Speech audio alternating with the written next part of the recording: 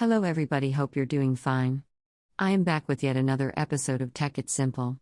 On today's video I'm going to guide you through how to delete it in your account. So Tinder, as we all know, is a dating application. But after creating an account, some of you might have a bad experience on it. Now you would be wanting us to delete the account and you would have been wondering how to delete.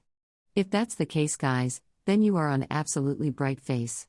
Today in this video I'm going to guide you through how to delete Tinder application.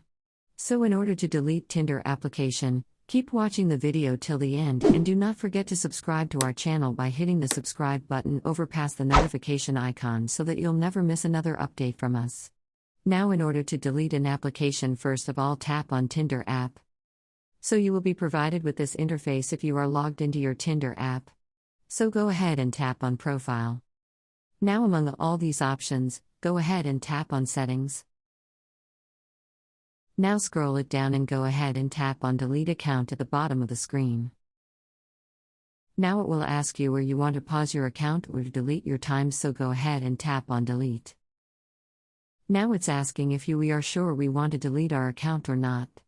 It also says that please let us know the reason why you are leaving, so if you're interested you can tap on any of the reason, but you can also skip it, so I'll skip it for now.